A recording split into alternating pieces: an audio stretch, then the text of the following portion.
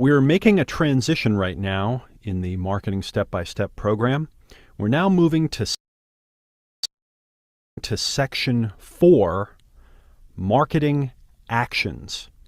Here's where we're going to learn how to dive in, create headlines, copy, and designs that sell lots of products and services. So let's go. This is Session 13, the headline formula. Your headline is the ad for the ad. People skim headlines to decide what to read. If the headline doesn't grab attention, it's very unlikely that the content will, so people skip it. A headline is literally the ad for the ad, so focus your attention on making it powerful. When you have a print ad or something that has words, remember, people judge the content of the ad by what's written in the headline. Many or maybe even most advertisements that are designed do not have a prominent headline, okay, which is a huge mistake because people skim headlines to decide what to pay attention to. Your headline has a big job, so give it all the help you can. Headlines make or break advertisements and marketing pieces. Headline writers are some of the highest paid writers at magazines, papers, etc. You should invest as much time writing headlines, subheadlines, and bullets as you do investing in writing copy. Okay, so what do I mean here? A lot of leverage comes when you can focus your time, effort, and energy on those touch points in your marketing process that have, a lot of leverage. There's a lot of leverage to be gained by them. Where you can make one little turn on the carburetor screw and you can get a lot more power out of it. Where you can tweak something a little bit and you can get a lot higher response or a lot higher result.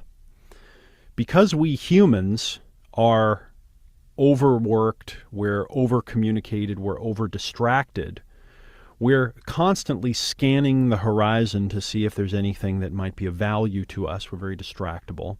And we're just kind of skipping through headlines to see if something makes sense to us. Notice the next time you look at a search engine, the next time you look at a newspaper, just try to watch your own behavior, and you'll see that you skim through looking at headlines.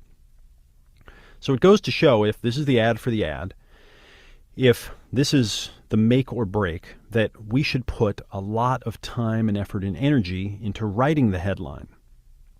Now, throughout your advertisement, your marketing piece, whether it be a sales letter, whether it be a piece of marketing content, even if it's a video, you're going to want to have what are called subheadlines and bullets.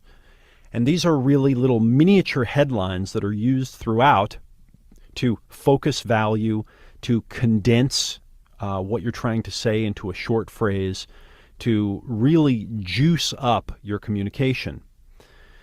If you think about the process of refining something to make it very powerful, that's what you're doing here with your marketing. You're refining all of the work we've done so far.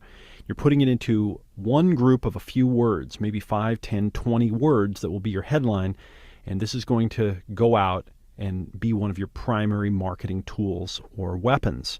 It's also important to remember that headline writers are different from content writers. So if you look at a magazine or you look at a news website, the people that are writing the headlines are different from the people that are the journalists that are writing the articles. And the headline writers are some of the highest paid. Why is this? Because they're the ones that are grabbing the attention. Okay, so if they're getting paid the most, you should probably realize that you're getting paid the most when you are investing in writing your headlines. So it's important to use high emotion value words and phrases. Some words and phrases trigger stronger emotions than others. For instance, the word lawyer triggers a stronger emotion in most people than the word attorney. The word fat triggers more of an emotional response than the word extra pounds. The word belly fat or even the words fat ass will trigger an even higher emotional response in most people than just the word fat alone. It's very worthwhile to listen to your customers as you're interacting with them, as you're doing sales interviews and research conversations, as you're surveying them.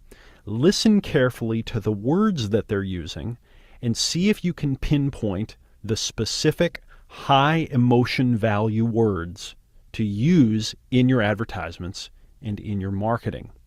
In fact, it's a good idea to start keeping a file of these high emotion value words and phrases so that you can tap into it anytime you need it. So, what are your high emotion value terms? What are the terms that your prospects and customers are using to describe their fears and their frustrations, their wants and their aspirations? What are the terms? What are the phrases? What are those unique ideas that are then being captured in words that trigger emotion?